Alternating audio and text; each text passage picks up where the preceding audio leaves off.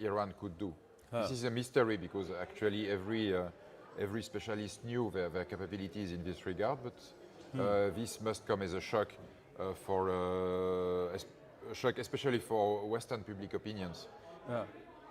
Well, we've got another update. The IDF has completed a wave of strikes on the Hezbollah command centers in Beirut. Communication components in propaganda facilities used by Hezbollah's intelligence headquarters were targeted. So there is success that the IDF is claiming that it is going to weaken and perhaps wipe out the Hezbollah command centers. Ambassador Meera Shankar is with us. IDF is focusing on trying to neutralize the proxies and how the proxies could hurt or the proxies could give a certain level of cover fire for the Iranians. But overall, do you think under Epic Fury, US and Israel jointly have not wargamed the situation, or have they underestimated Iran? It's not about wargaming the situation. I think the larger question is there seems to be confusion about what the end game is that they are looking at. Because initially you saw President Trump basically say, call upon the Iranian people to rise. This is an opportunity for them. They should take back their country. And actually what happened is that people who came out on the streets were mourning the death of Khamenei, and he is now being seen as a martyr. So clearly there has been a gross misunderstanding of the Iranian political situation. Because clearly the expectation that after these strikes, the Iranian people were going to rise against the regime has not been fulfilled. And Iran is now raising the cost for the US and Israel of the operation. See, initially it began as we want to actually close the nuclear file on Iran. But the interesting thing is that progress was being made in the nuclear discussions, as the Oman foreign minister, who was mediating, said that Iran had agreed to, dismantle their stockpiles irrevocably, not to stockpile enriched uranium in future, and to give a commitment that they would now and not into the future build a nuclear weapon. The sticking point was really the question of uranium enrichment, where you could, in principle, where Iran wanted to retain that right in terms of what is permitted under the IAEA thresholds and under safeguards. And the US wanted Iran not to retain the right for any enrichment on Iran. It's an issue which could have been discussed further. But then, the opportunity to say that no progress has been made and we now are going for regime change, I think that is really where both the US and Israel, I think, have underestimated the kind of support that the regime in Iran has and the, their expectation of some kind of uprising has not materialized. Right. Iran is really spreading the war, and they had threatened this right in the beginning, that they will attack US bases in neighboring countries. They are raising the economic cost for not just the US and Israel, but for the entire world, because the Strait of Hormuz. But this is something which the US, the Israelis should have already gamed. They should have already factored this in and taken the Emirati or the Gulf nations on board, saying this is going to be possible. But contrary to that, we have a Trump saying he was surprised that they were attacking the UAE and these neighboring nations. So did America assume that Iran will not attack the bases in these nations? That was something which Iran had already said, that none of these areas remain out of bounds for us if US does strike on Iran and these Gulf nations don't do anything, and because you are giving them bases and support areas. That's something Iran had already said. So how is it that Trump is surprised is a question. We got more news coming through now. The Americans have now told their citizens, get out of these 14 countries. Get out But we are not going to take you out. You do it at your own cost, at your own risk. But we suggest you move out of the country. Siddhant is with us, joining us with more on this. Yes, Siddhant. Let's walk across. So if I'm not mistaken, this is... Yeah, go ahead. Yeah. So Anand, if I'm not mistaken, this is for the second time that that such advisory has come from U.S. State Department. So there are two things mentioned in this advisory. One, that the citizens have been asked to leave on their own and move to a safer place. Now, on their own means what? Because there is no flights available to leave many of these West Asian countries. And what does it mean moving to a safer place? Point number one. Point number two, it says that if some assistance is needed, then they can write to State Department. The numbers have also been given. They can reach out to the State Department. Perhaps the State Department can arrange or rather assist them in moving to a safer place or moving out of the country. So this is the second time that advisory has come. Right. So on one end, what I'm going to do is, got it. Now, the second time they put out the advisory, there's a lot of activity happening in our newsroom. We're just walking into the newsroom. I'm going to ask everybody. Okay, Tom Cooper is having a conversation. Tom Cooper, who do you think is winning the narrative so far? Iran or the US-Israel combined? That depends, you know. For example, in Europe, Israel is going to win the narrative it is. In the United States, it's undecided because there is a strong movement against the war, even against support for Israel. So it's a different situation. Elsewhere, we are going to see. Certain is that both sides are trying to drag additional players into the game. Israel is trying to get Indian government to react in its favor. Israel is trying to get German government. I said it this morning. Also, even the government of Trinidad and Tobago, you know, will come to the idea. So this is certainly everybody is trying to get his favors to his side and attract some sort of support. But do you think that the US-Israel combined has underestimated Iran's ability to create this kind of confusion, commercial hurt, and also to target the Gulf countries? Because that adds more pressure. Definitely so. They didn't expect this. They expected actually something like 3-day special military operation where they are going to bomb and then the Iranians are going to rise, overthrow the regime and everything is going to be fine. It didn't happen. Right. Now you're going to see, let's walk around the newsroom and then get a sense from our people. Murli is here with us. He's manning the output desk. Who do you think is winning the narrative, Murli, right now?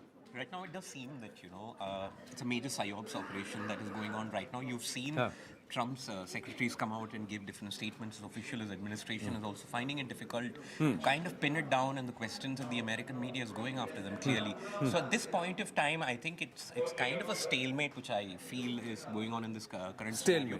It's a current stalemate. Stalemate. Now we got Aman here. Aman, we got something with the Lebanese. They're backing off because IDF has now put boots on ground. That's the update that we're getting from the Israel war room. Well, yes, that is the update that we're getting. This is the video that has been put out of the Lebanese forces withdrawing from the border since you know, Israel is upping the ante against the Hezbollah, and you can see these visuals being put out of the Lebanese forces, these tanks and these vehicles going back from the withdrawing from the border areas in southern Lebanon.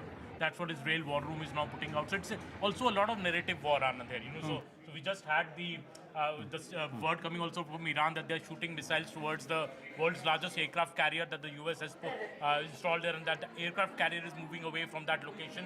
A lot of narrative war. We'll have to be very, very careful on what these handles are putting out. A lot is also PSYOPs, I feel. So though videos are coming out, but we don't really know what exactly the situation is on the ground. Well, thanks for that, Aman. So blanking out of any narrative or anything that could be detrimental to your own state media, this is exactly what all the Gulf countries are doing.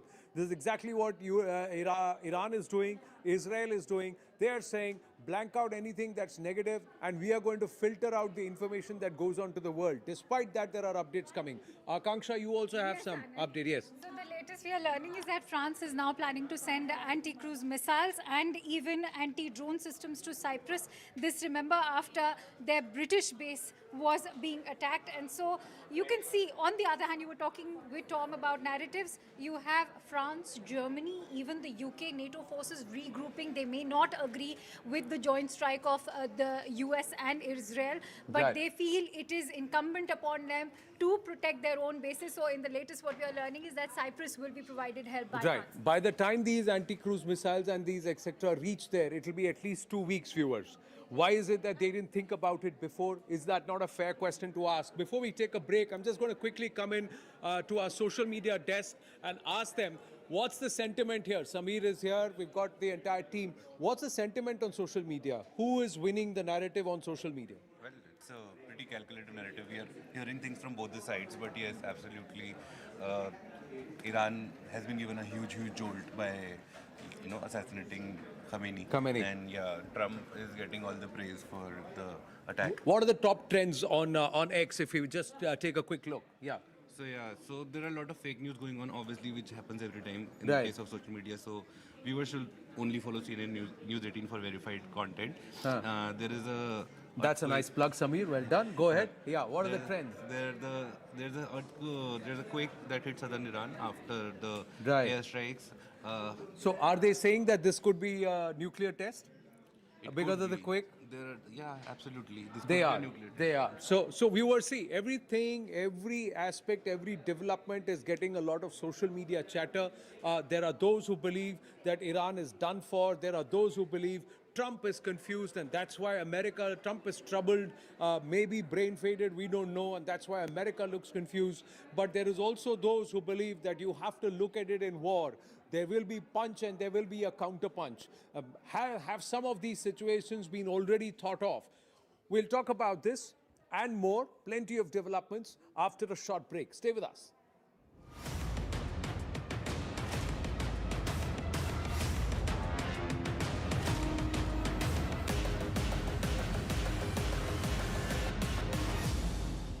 We got limited time. What we're going to do is, now this is what's happened. I told you when we come back from the break, we are going to try and refocus on another region, and that's this region. So let's come back here and understand what's happening here, especially with this nation, Pakistan.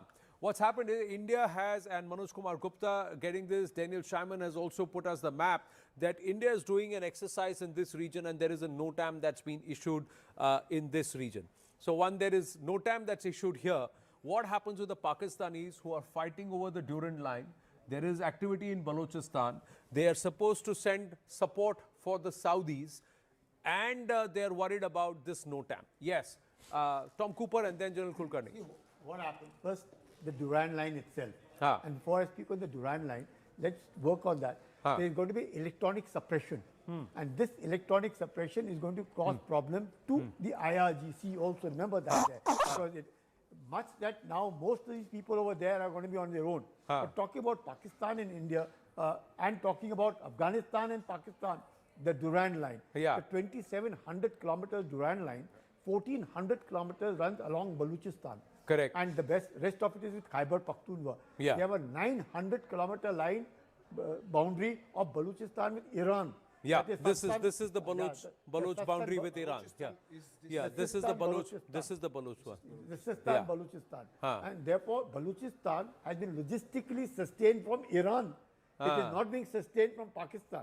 So Balochistan has a problem. That's the problem between Balochistan and Pakistan. Because the Balochistan, there is a sustainability major coming from Iran. insurgency against Pakistan.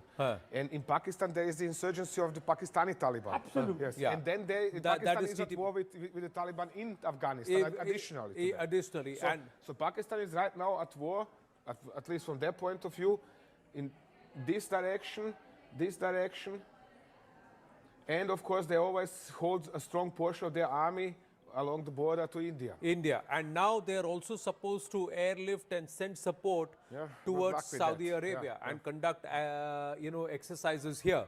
Interesting that they are supporting Iran, but giving security collaboration with Saudi Arabia. Yeah, So and promising bases if necessary to the Pakistan United States. is in a catch-22 situation. Yeah. They don't know which side of theirs has now got to be covered because they've had very badly from Balochistan. They're having bad times with Tehrik-e-Taliban, Pakistan, in Khyber Pakhtunkhwa. They are not Saudi deal has put them in a fix with Iran. So Pakistan really doesn't know. And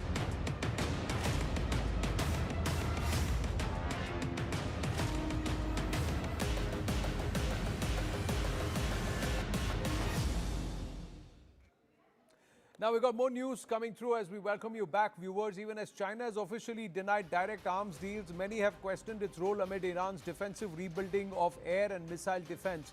And in the face of US-Israel war, Iran's capabilities still rely heavily on domestic adaptation and other partners like Russia. And according to the intelligence note accessed exclusively by News 18, much of the Chinese cooperation involves components, access, or negotiations rather than confirmed large-scale deliveries due to sanctions and geopolitical risks. I'll just go walk out to Akanksha joining us with more, and then we'll walk back as Tom Cooper and Adrian Fontanellas are with us. Ambassador Meera Shankar also with us. Yes. So I'm just getting in these inputs, which I'm going to read out to the viewers. CM-302 supersonic anti-ship cruise missiles, which is an export variant of China's YJ-12, was in fact shared with Iran, primarily used as a carrier killer or high-speed anti-ship weapon to target large naval vessels. This could very well be the technology that they are deploying right now in the Strait of Hormuz, Anand, including aircraft carriers, destroyers, and other warships. Negotiations, in fact, happened last year. And 500 kgs of warhead, sea skimming. These missiles are, in fact, 290 to 460 kilometers in range. They were all sent off to Iran. This represents one of the most advanced systems potentially transferred recently, enhancing Iran's ability to threaten naval forces, US carriers in the Persian Gulf and Strait of Hormuz. That is the technology that they are deploying right now. And so, are they really deploying that technology? That's one question. The Chinese have supplied this is one aspect. But they are able to destroy the vessels, which is why a lot of conversations are now revolving around how the entire conflict could also, if not move, but expand over to the Strait of Hormuz as well. Well, Strait of Hormuz, it's already moved. Let's try and understand this. Do the Chinese have that kind of capability to be able to give something like this to the Iranians? Do they already have that technology, Tom? Or is it that this was promised, but it's not yet with the Iranians? Because the tankers that they've downed, they don't seem to have used any of the Chinese warheads. The point is this: cooperation between Iran and China is organized in a fashion in which it is easily deniable. It is not typical cooperation where Iranian delegation travels to Beijing, says, hello, please give me this, this, and this, and 5 kilograms of this, and 6 of this, and then the Chinese are delivering. It works differently. I'm currently working on a related book, and that's why I have run a number of interviews with involved people. It works so. In China, there are companies or corporations, big corporations, like Polygroup, and they are offering different products around the world. In the case of Iranians can offer not only money in exchange, and not only lots of money, but also lots of know-how, recent combat experience. Therefore, Polygroup went as far as to put the Iranians in touch with the 14th Institute of Technologies. This is the leading research and development body in China in regards of electronic systems, radars, guidance systems, missiles, and so on and so on. So there is a cooperation where the Iranians go to China, say, hello, we would like to have this and this kind of missile. The Chinese develop this for the Iranians, prepare all the technical documentation, all the technical specifications, send this to Iran. If necessary, they add also the tools for production. And if necessary, if the Iranians want them to do so, sometimes yes, sometimes not, depends on the type and project, they also deliver the entire factory constructed in Iran and then help the Iranians set up the production. Wow, that's the level of, and you agree with Tom, Adrian? Is that the level of intensity with which, or involvement with which China is participating with the Iranians, saying, okay, you want this, I'll develop this and I'll come to you and I'll help you even manufacture it, set up the installation and manufacture it? Absolutely. It is both very important and at the same time extremely discreet. And therefore, Iranian technological capabilities shall not be underestimated. Technological shall not be underestimated. But we are told, can you really trust Chinese equipment? Because the Pakistanis saw that their equipment failed against India in Operation Sindoor. We also have confirmation that the CCTV cameras were actually hacked. The CCTV cameras that line the Iranian streets, they were actually hacked by the Israeli. And that's how they were able to track the movement of the Khamenei and some of the key leaders before they were bombed. So can I really trust Chinese equipment? Multiple times, Chinese equipment seems to have failed. It was the JF-15 that stalled and did not know what to do, and they just dropped on our skies when it was launched by the Pakistanis. Let me give you an example. Okay. Before World War II, everybody was underestimating Japanese technology because back at the time, most racism was prevalent, and you couldn't imagine an Asian able to do better than creating a pole and outdated copy of some Western equipment. And then everybody was shocked with equipment such as the Japanese Zero fighters, which shut down American-made aircraft in Grove. So I think it would be not a good idea to underestimate Chinese technology. Yeah, but we have one confirmation, viewers, that the Chinese are giving real-time intelligence support. They did that with the Pakistanis, and they also did that with the Iranians. As expected. As expected. Ambassador Meera Shankar with us. Ambassador Meera Shankar, your thoughts on trusting China, on the involvement, level of involvement of China acting from the shadows in this conflict? Look, for China, Iran has been a major strategic partner in the Gulf. After the rest of the world was adhering to sanctions, it really pushed Iran very much into the Chinese lap. So they are the major economic partner of Iran, they are the major strategic partner of Iran.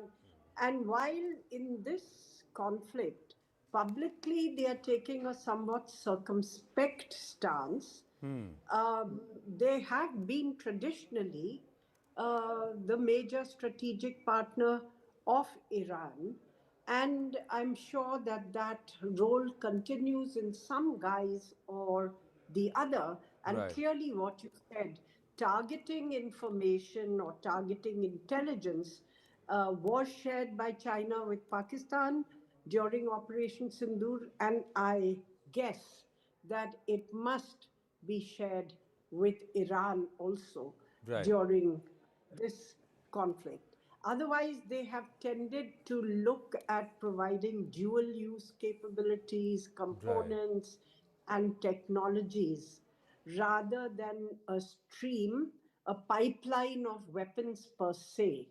So it is a strong strategic partnership. But as I said, in public, the Chinese are being circumspect. What they are doing behind the scenes, I think we can guess, but evidence, I think, right now is not very solid. So I'm just walking across to Akanksha, even as we get to understand that this entire energy crisis is hitting the Chinese also, and that the Chinese refiner has cut production by about 20%. Akanksha now joins us with more, even as there is a lot that's happening in our newsroom. Yes. Yes, Akanksha. We all know that there were discounted rates for the Chinese as far as their crude was concerned.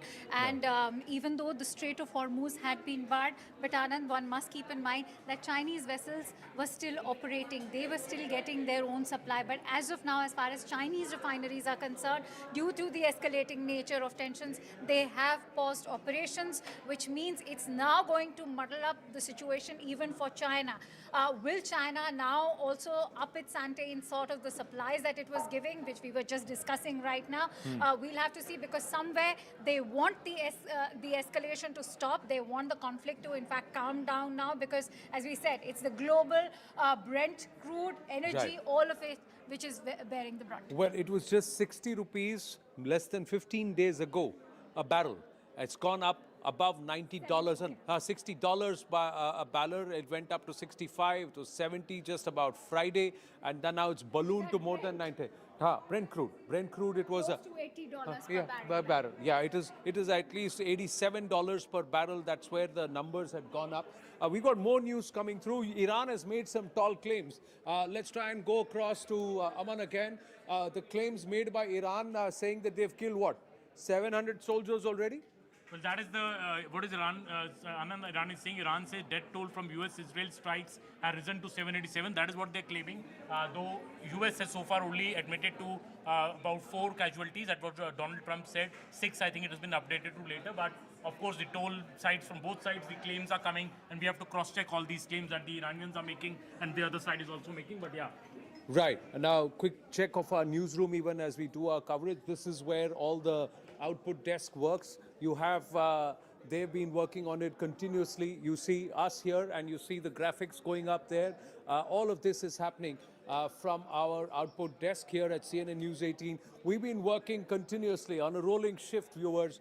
Back behind us, where Aman was sitting, where I had gone, that was our input desk where all the news is coming in. We're trying to cross-check, verify everything before we put out and give you only what can be trusted and what is correct. We'll take you through the rest of the newsroom through our coverage, but right now just walking back into Tom Cooper and Adrian into the studio.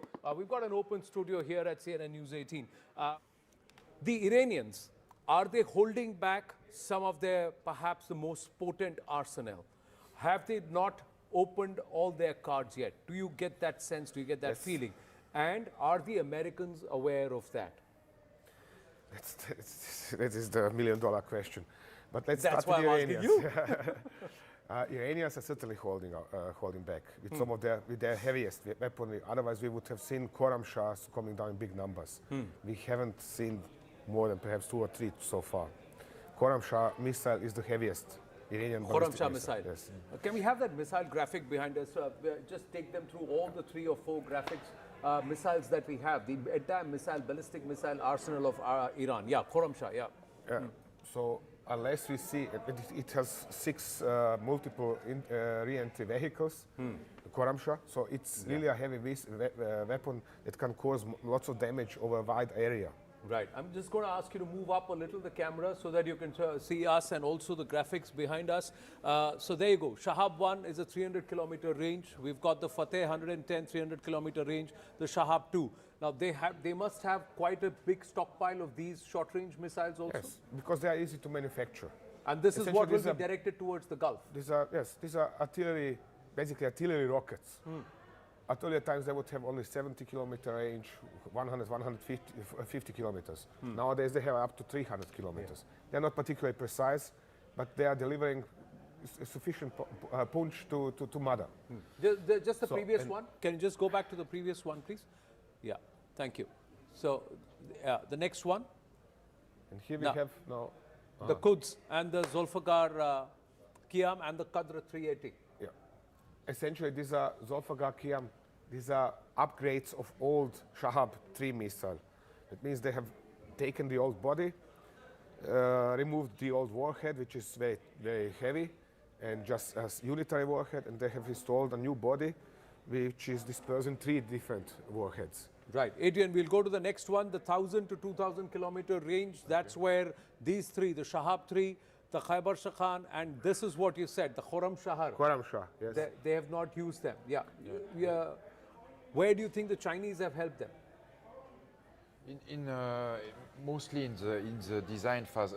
The history of the Iranian ballistic missile program it began with at the end of the 80s. It began with some Chinese help and also a very intensive cooperation with North Korea. So by the early 2000s and even more after, the Iranians were quite advanced on their own right in such missile technologies. Okay. More advanced than the North Koreans. More advanced than the North Koreans. So they have created this entire ballistic missile technology. So this is what the Iranians seem to have done. Listen, I cannot have my Air Force. They're not giving me planes. I cannot have too much of my troops because I'm locked in a way. So what is it that I can develop on my own? Drones which are cheap and ballistic missiles which are potent. You can follow this development since the mid-1990s in particular, because in mid-1990s Israelis began developing their capability to strike Iran, to reach Iran in big numbers. Right. And so therefore Iranians reacted by developing capability to strike upon Israel. And started developing ever longer range missiles. Right. Can we just call the last page, please? We'll just quickly talk about, these two, the Sejal and the Sumar, this is a cruise missile. So, Sumar, yes. Yeah, Sumar. Do they have hypersonic missiles? Do they have cruise missile like India does? India has BrahMos, Yes. so which is a cruise missile. Yes. And the precision is yes. No, the hypersonic are basically warheads on the ballistic missiles. Okay. They don't have hypersonic cruise missiles or nothing similar to BrahMos. However, they have in a sense something better if they has a cheaper version of cruise missiles. Okay. Which means that they can potentially use that in quite huge quantities, especially this Shahid 239, which is basically a Shahid 136. Yeah. With a small turbo engine, so shorter ranged, Yeah. but much faster. So it's an hybrid between drone and missile. So they've now tried to create a hybrid between a drone and a missile. So the They Shahid did. 136, They they already have it. Yeah, they did. They fired some during the last few days. Because you have asked about Sumar. Sumar is actually a copy, really a copy of the Soviet made cruise Ka-55 cruise missile, which is released normally from bombers. Okay. And the Iranians have bought 15 from Ukraine in the 2000s and reverse engineered them and launched their own production. So do we know what is their stockpile? Everybody is making estimates that they have about 2,000 ballistic missiles. Is that a fair estimate, or could they have more? All included, they have more. Short and long range, they have more. They have more. I'm convinced that the number of ballistic missiles is higher, significantly higher. Long-range ballistic missiles. Long-range ballistic Yes, missiles. I would say up from 3,000 upwards. Wow. And the number of short-range ballistic missiles, those with which they are attacking Gulf states, could be easily could be over 10,000. Right. Okay. We've got news coming through. The Indian embassy in Iran has said that they have relocated most. They have relocated most of the Indian students who are stuck there. Akanksha now joining us with more details. Akanksha, so there was a concern that there could be a few thousand students, and what about them who are stuck in Iran? What's the update that we have? The update coming in from the embassy, Indian embassy in Tehran, is that most of them have in fact been located outside Tehran. 1,200 students is what we are looking at, but many of them surprisingly have also decided to stay back in Tehran. Anand, why so? Because they were all undergoing one of their medical examinations that was scheduled for 5th of March. And so some have decided to stay back, whereas the embassy has managed to locate many of them outside Tehran. They are providing them transport, even shelter and food. Those arrangements have been made. So Right. that is at least a heave of sigh of relief for the parents who have in fact not been able to contact their students due to disruptions in communication lines. Right. So the embassy has taken care of the students who are stuck in Iran. Griya also has got an update with us. Yes, Griya, what do we have now? So there's a statement that has come in from the joint parliament session in Pakistan. Now imagine, Anand, this is a mockery that always emanates from the parliament in Pakistan. There's the president of Pakistan, Mr. Zardari, who is raking up the Kashmir issue. He's belatedly talking about India's response to the terrorist attack that happened in Pahalgam. And then he's saying any kind of misadventure by India is going to be met very strongly. Make no mistake, we are ready for you. That is the kind of absolutely distasteful statement that has come in from Zardari. Why? Because nobody is talking about Pakistan at the moment. They are really stretched as far as their military assets are concerned on the Afghan border. And they have to, in fact, because of the pact that they have with Saudi Arabia, send in the assets into Saudi Arabia, which they already are doing. And then they talk about how any kind of aggression by India is going to be met with with equal and retaliatory force. I mean, what does one make of that statement? Nothing. We should just give them another BrahMos. It will just land there. That's what they'll do, because the Pakistanis wanted the BrahMos, and that's what the BrahMos chief had said. Yes, we will send one to you. And we sent a few, 9 of them in fact, and we know what damage that we inflicted. We've got more updates coming through. Yes, Akanksha, there. I think we are getting another update. Asif Ali Zardari trying to ratchet up, and of course that they usually do, the Pakistanis, but let's ignore that because he himself is trying to build up his own political capital. Akanksha now joins us here. Yes, Akanksha. So the latest we are getting in is a very staunch and stern response coming in from the Foreign Ministry spokesperson of Iran, Ismail Baghei, who has responded to Steve Witkoff's claims, in fact, that with regards to their nuclear program. Remember, earlier in the day, Steve Witkoff had said that the negotiating stance of the Iranians was extremely problematic. They were sitting on to over 400 kilograms of enriched uranium, and that's how they started the negotiations, which was in violation of the international norms because they were not allowed to do so. So now that response has come that Steve Witkoff is lying. We were very much ready for negotiations. And so as we're talking about, this is also not just a conflict in terms of military conflict. You're also looking at a war of narratives. Right. And not just war of narratives. The larger question is 60% enriched uranium, about 460 kilograms of that. Could that turn into 10 nuclear weapons? How much of uranium needs to be enriched before it can be weaponized? And the Iranians have been sitting on a potential nuclear weapon or the ability to have not one but 10 nuclear warheads in a limited period of time. That's the question that remains, viewers. 60% uranium, 460 kilograms of that, could that be turned into 10 nuclear warheads? We've got the military historians and the experts with us, but we've got to take a very short break, top of the hour. When we come back, we'll turn the spotlight back here on our rolling coverage. Stay with us. Thank you, gents.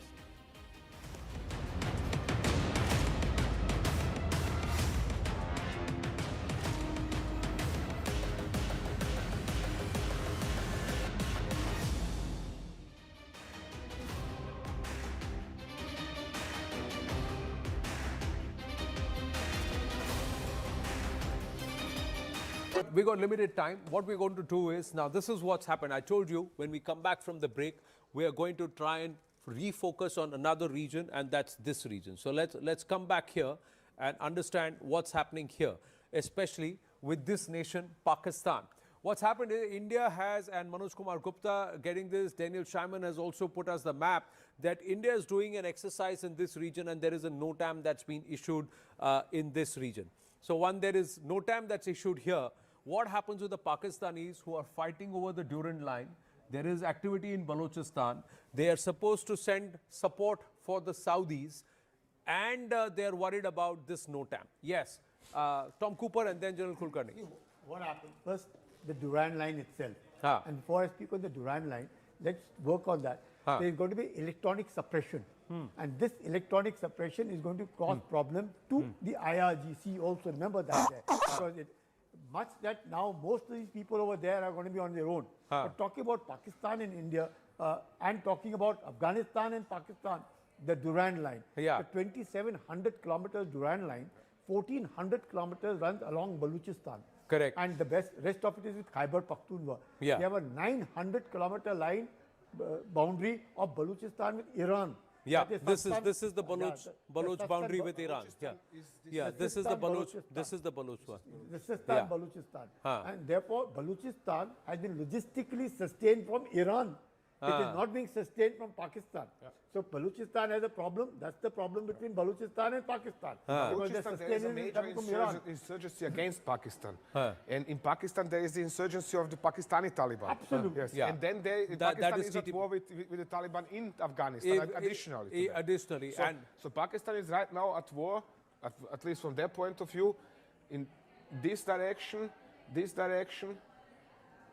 and of course, they always hold a strong portion of their army along the border to India. And now they are also supposed to airlift and send support towards Saudi Arabia and conduct, exercises here.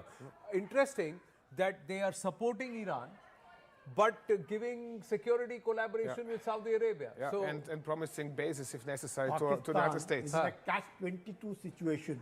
They don't know which side of theirs has now got to be covered, because they've had very badly from Balochistan. They're having bad times with Tehrik-e-Taliban, Pakistan, in Khyber Pakhtunkhwa. They are not happy. Saudi deal has put them in a fix with Iran. So Pakistan really doesn't know. And I'm sure America would want a pound of flesh from Pakistan. Yeah, we've got this footage. This is where the India NOTAM area is, not so far away from Rahim Yar Khan. This is the NOTAM, that airspace reservation that's been announced by the Indian Air Force for a joint exercise.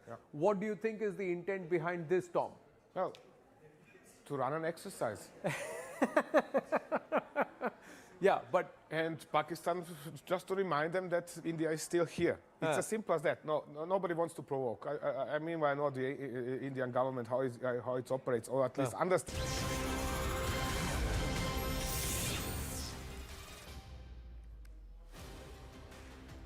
Namaste, Jai Hind, and welcome, and thank you for staying with us on our continuous rolling coverage here on CNN News 18 as the fury in the Gulf rages. Who's winning this entire war of narratives? Is Iran just queuing up for one last hurrah before it's taken down by the might of the American and Israeli military force? We'll have to wait and watch the latest footage as we lead the headlines at 3 p.m. Latest footage shows massive destruction to Dubai's Jebel Ali port. There are plumes of smoke that were seen rising from Dubai's Jebel Ali port as Iran continued its retaliation for attacks by US and Israel. Iranian missiles struck the Beersheba tech area, damaging buildings near a major technology park. Reports indicate that a facility linked to Microsoft was among the sites impacted in the attack.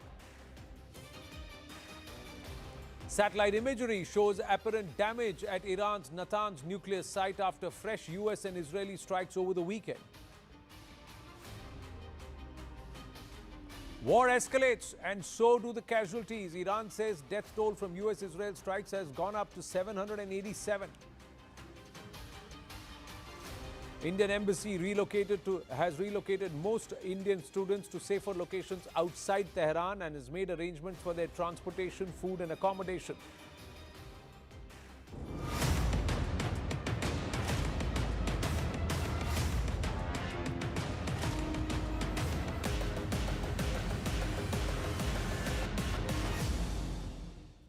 The fury in the Gulf is raging, viewers, and over the next 48 hours, the course that this war is going to take could be decided. Akanksha joins us with more. Many thanks, Anand. Of course, the West Asia conflict, as we all know, has entered a dangerous new phase with Iran and the US-Israel coalition intensifying strikes, even trading major claims across Middle East, even in the sea routes. Iran has now shut down the Strait of Hormuz, which is a channel for 20 to 30% of global oil supply. The US Embassy in Jerusalem has told its American citizens that it is not in a position to assist with evacuations any further, urging them to make their own arrangements. Meanwhile, in the UAE, Dubai authorities have warned residents and social media influencers against filming or sharing videos of security-sensitive incidents, including anti-aircraft fire and missile interceptions, causing and cautioning that violations could in fact lead to fines, even deportation or legal action, this under cybercrime laws. In the latest satellite images, which are already showing visible damage at Iran's Natanz nuclear facility, following fresh US and Israeli strikes, according to Iranian atomic energy officials, further escalating concerns over the conflict's overall trajectory. On that note, we're getting in some breaking inputs. This is with regards to Iran's nuclear facility in Natanz. Based on the latest available satellite imagery, IAEA can now confirm some recent damage has indeed been done to the entrance buildings of Iran's underground Natanz fuel enrichment plant. No radiological consequences expected and no additional impact detected at the FEP itself, which was severely damaged back in June last year. Remember, this was also the nuclear facility which had been attacked during Operation Midnight Hammer. This happened last year in June. Natanz, Fordo and Isfahan were attacked even back then.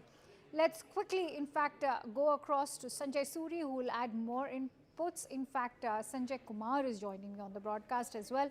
But Sanjay Kumar, for how long can we look at, say, these strikes being safe? Because the IAEA has also shared its primary concern that a radioactive leakage could very well be a possibility now. If we look at the way in which US and Israel together are approaching this entire conflict, the US President himself has said that he's ready for 40 days. So I could foresee a longish war in which such strategic facilities will suffer damage, given the firepower of both Israel and the United States. But how much radiological damage will be there, that's yet to be seen.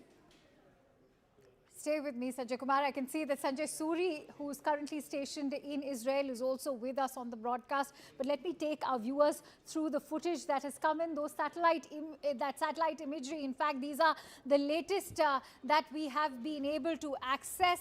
This, remember, is January last year of 2025, which goes on to show Natanz nuclear facility as completely intact.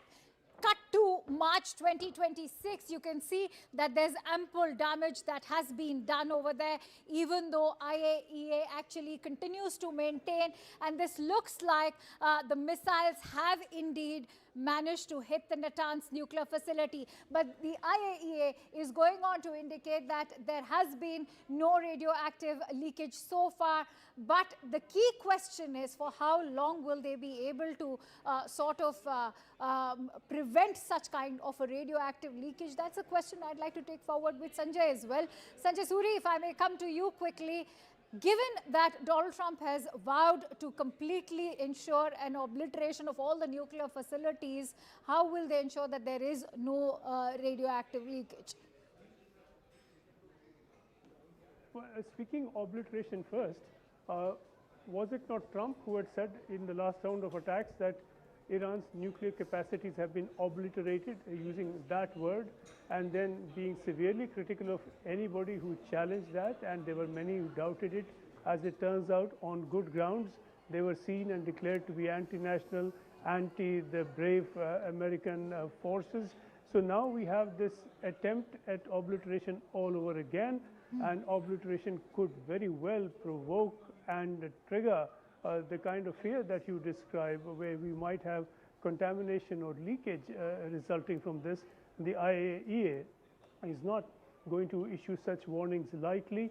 The IAEA warning has been very specific that should there be such a scenario, and that there is serious risk of such a scenario, cities and whole areas may have to be evacuated.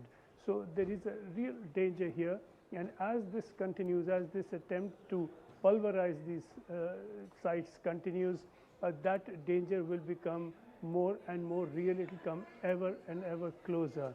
So there is a very serious risk there, and clearly this time Trump will be out to throw everything he's got into it. He certainly wouldn't want a situation where for a second time he has declared obliteration, and then again it turns out that it didn't happen at all.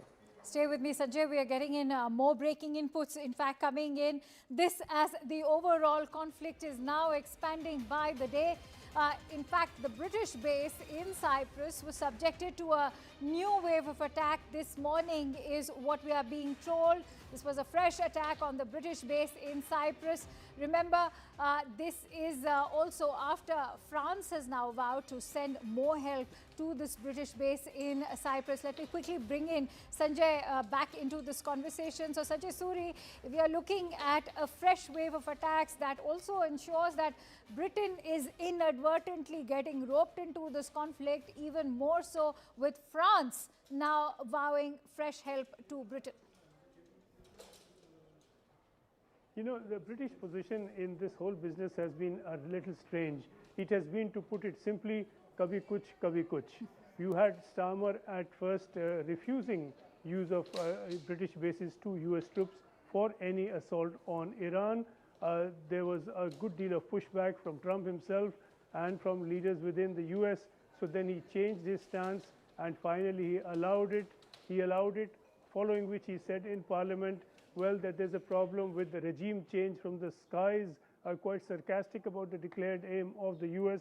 Now, willy-nilly, the British are seen as an ally of the US, even if they're into it reluctantly, even if they're into it halfway. And so we have this attack on the British base, and the clear result of that is bring in Sanjay Kumar also on that note. Sanjay, stay with me. Sanjay Kumar, I want to take your assessment on the involvement of Western forces, larger Western forces, not just Britain, but France has also vowed to give them help. They've also appealed to Germany, remember, US and Israel both. So all of these European forces now being asked for help. What could their involvement mean? Is this also going to mean that NATO, if there is NATO getting involved, this is inevitably going to lead to further escalation of the overall conflict?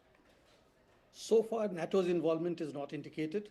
If we look at the statements coming out from Madrid, Madrid has asked closure and shutdown of the bases operated by the Americans. The British has allowed to use their bases, but only for defensive purposes and only for the stated objectives. Regime change is something where UK had its own reservations. If you look at statements coming from European Union as an organization, they are also calling for restraint, and they have not committed any continued conflict support by the European Union forces.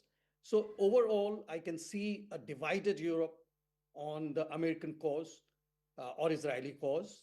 And we can see further fragmentation and split in times to come. All right. Stay with me, getting in more breaking inputs. In fact, as we said, that there are two parallel wars being fought. One, of course, is the military one. And on the other hand, you have the war of narratives. In fact, Israel's foreign minister has responded sharply to the remarks by Iran's foreign minister, Saeed Abbas Araghchi, signaling strong alignment between the United States and Israel amid escalating tensions.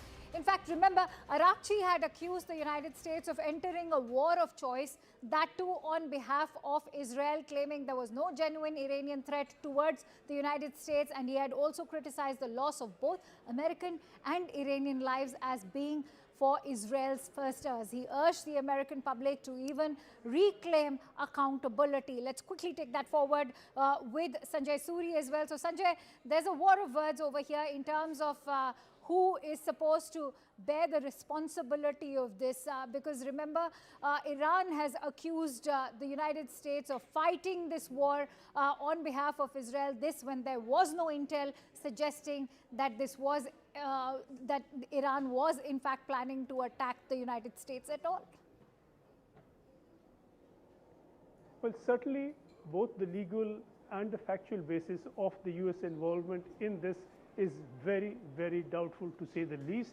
It is being challenged with increasing strength within the US, and the American people, and not just leaders, are beginning to have serious doubts. We've had one survey saying that 60% oppose this war, another survey saying that only 27% support it, few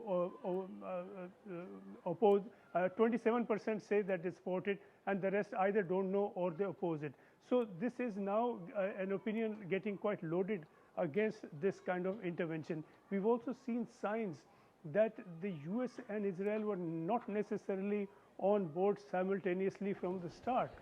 We've had word from Washington that there was a preemptive strike from the US because Israel was about to strike, and the US struck in order to save American lives. It means, therefore, it presupposes naturally that Israel was planning to strike on its own. So there is a question of timing. Once they are in it, they are in the war theater, commanders take over and they coordinate to the extent that they can, and they seem to be doing a fairly good job of that. But politically, it is not the case that they were on board at the same time to the same extent from the start. So there is a division there as well, and that well may surface later depending upon the objectives each has and the political and other military capacity that each has to take it very far. Clearly, Israel here is going to take it as far as it can. It wants to see it through to the finish. The Americans really want out. Trump wants out of this very quickly. There's midterm elections looming, and the primaries for that are getting underway today in Texas and North Carolina. That sword is hanging above Trump. He wants a fast finish. That may not happen. All right, but we're getting in more breaking inputs right now.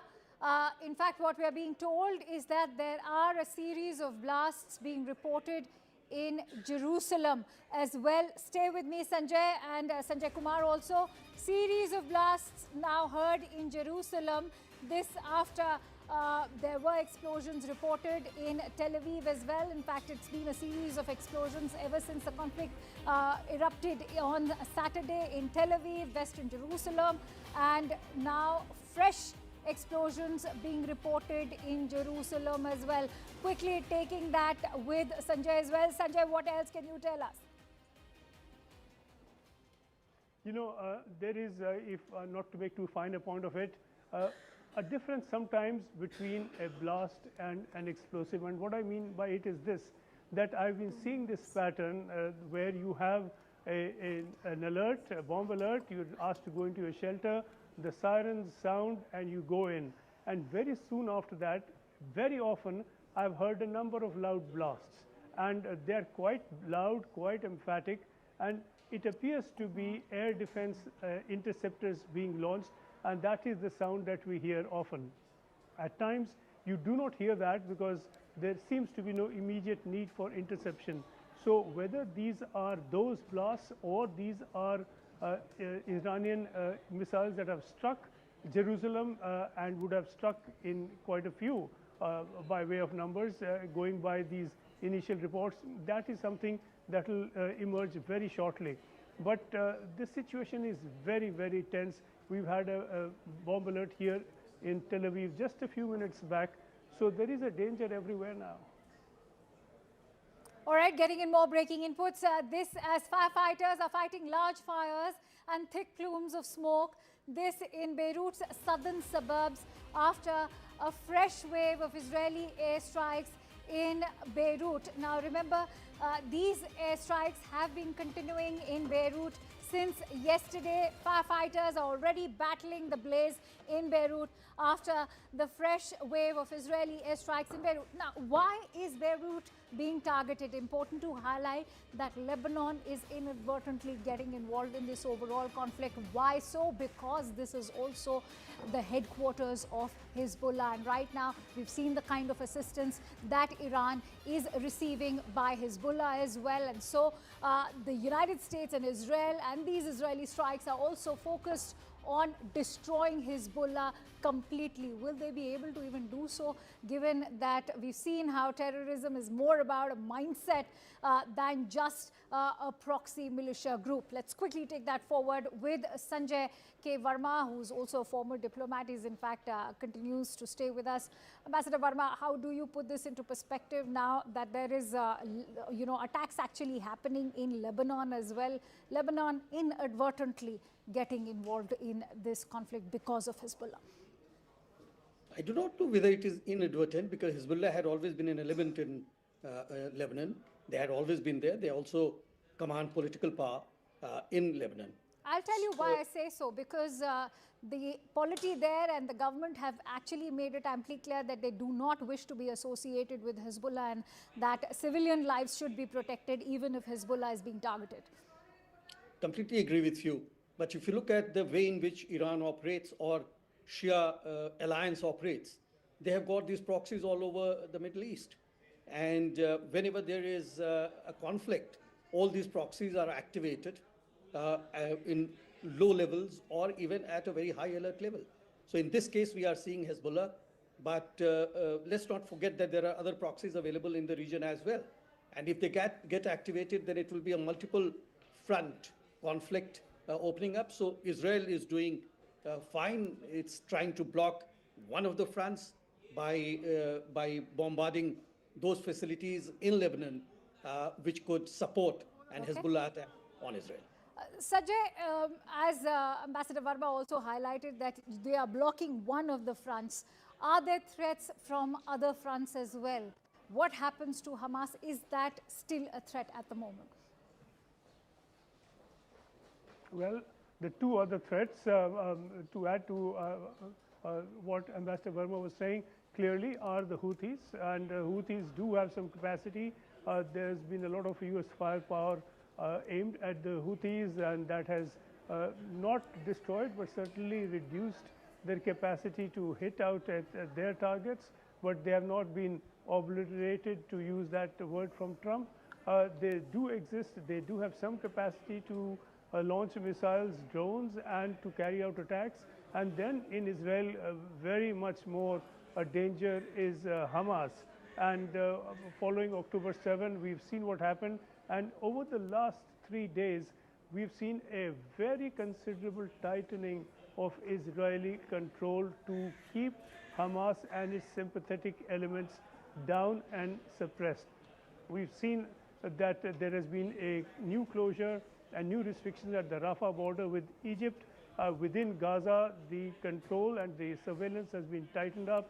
In Jerusalem, particularly East Jerusalem, and there has been a very strong presence of Israeli forces and police and the paramilitary, and we know that the number of people going to Al-Aqsa is very high at this time of the year. It's the Ramzan, and therefore there is a very highly tense situation all around. I'm afraid I'll have to interrupt you there, Sanjay, because we're getting in some more breaking inputs. Let's quickly now shift focus over to the impact of this war. We're looking at 5% surge in global oil prices. This was on expected lines because remember, Brent crude in fact shut on Friday at $72 per barrel. But on Monday, we've seen a surge where it's crossed over $80 per barrel. But 5% has been the overall global surge. Let's quickly take that forward with Haim, who will give us the details. Haim, what more can you tell us?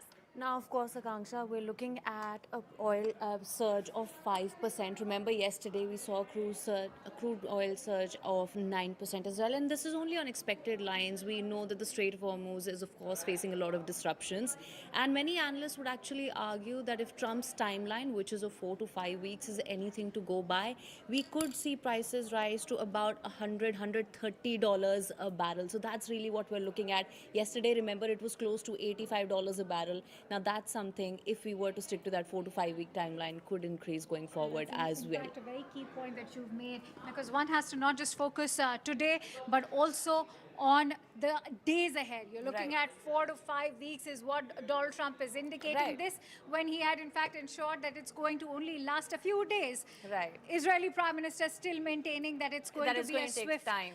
End. But having said that, you mentioned the Strait of Hormuz. What is going to be the overall impact now that Iran has officially declared that they are indeed shutting down the Strait of Hormuz? Of course, that was a fear. Up until now, we've only been seeing disruptions because a lot of ship owners were citing the security concerns in the Strait of Hormuz. It's important to understand that that particular strait, this tiny stretch on the map, actually controls 20% of the world's oil flows, and it's going to have an impact back in India as well, and that's something that remains to be seen, how that will impact India and prices. But if we were to talk about the United States alone and Trump's timeline, we could see gas prices rise up by maybe $4 to $5 as well. And perhaps the United States may also be looking towards benefiting out of this situation by perhaps taking over the overall global supply. Many thanks to you, Haim. We will keep coming back to you as and when more information pours in. All right, let's in fact get you more information. But as of now, I can tell you that the Strait of Hormuz is a key critical choke point, a very short passage, in fact. But when that gets disrupted, you're looking at global oil and energy supplies getting disrupted, not just for, by the way, has one of its largest suppliers in Qatar, which is supplying LNG at massive scale for India. Getting in some more breaking inputs, government sources in fact indicating that there's 40% impact on the overall supplies. Petrol, diesel supplies are sufficient. So the Indian government has ensured that 40% imports are going to be via the straits, and they already have 60% of their supplies coming from other routes as well. Let me quickly take that forward with Pallavi Ghosh, who will bring us the details. Pallavi, what is the preparedness like for the Indian government at the moment to secure our energy supplies? Well, Akansha, a big word which is coming in by way of government sources is to all the people that there's no need to panic. There's no need to hoard. There's no need to panic. The situation is completely under control. And just rattling off some of the figures which we have got by way of government sources is that 25 days of stock as far as the crude stocks as well as the energy stocks. The energy stocks includes petrol and diesel, which is our everyday essential. So we have enough material for 25 days. So that is something we are not to be worried about. As far as the LNG is concerned, Qatar is one country with whom we've had a long-term contract with, which should last for around 25 to 30 days. The clarification also coming in is that as far as the closure of the Strait of Hormuz is concerned, only 40% of our supplies come in from there, 60% comes in through other routes. And one big route where it comes in through is that of Cape of Good Hope. So the big takeaways from what government is telling us and conveying to the people of the country is that there is absolutely no need to hoard, no need to panic. The government is quite sure that the situation is not alarming and that it's not going to last for a very, very long time. But there is a contingency plan in place, day by day, hour by hour, minute by minute, monitoring of the situation is taking place. In fact, it's over to Ayushman for some details that he's bringing to us on the video wall. This is with regards to some more breaking inputs that have been coming in.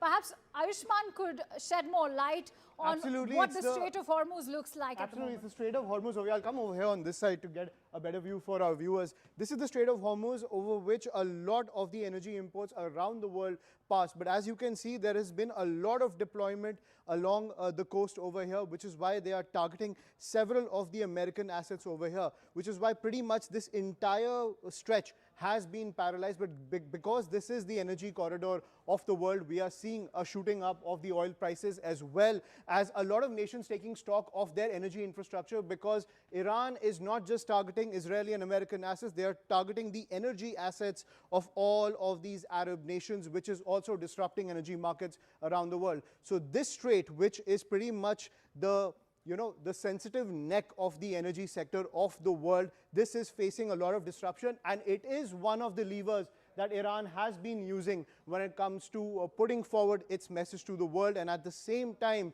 putting forward that leverage on the energy markets to, in a way, try and get these Arab allies of the United States to put pressure on Donald Trump to pull back from the entire conflict. But we're getting a video from the Israeli Defense Force, ladies and gentlemen, as they continue their operations in the region. It's not just the fight between Iran as well as the United States and Israel. They're also taking out the entire Hezbollah network as well. You can see these visuals on your screen. This is the regime's leadership complex, is what the IDF is saying. They're putting out these videos about their targeted strikes inside Tehran, ladies and gentlemen. And you can see the visuals there. They have created this massive grid of the targeted strikes. They have taken the assembly area of the Council of Experts is one place which they have targeted. At the same time, you can see that in this entire square, which is the leadership nexus of the Iranian regime, they've taken out all of these buildings in precision strikes to cripple the Iranian leadership.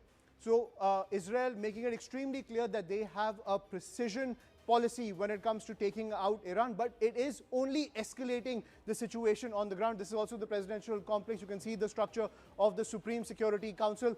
All of these structures have been taken out by the Israeli Defense Forces, but at the same time, it's only escalating tensions because the regime seems to be down, but not out. Tom Cooper, when you come in on this.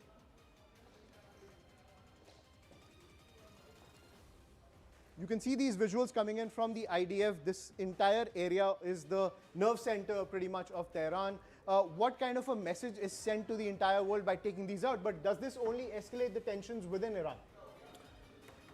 How much is this escalating tensions within Iran? I don't know, but this is actually a strike on Iranian target, on Iranian government, not on military forces.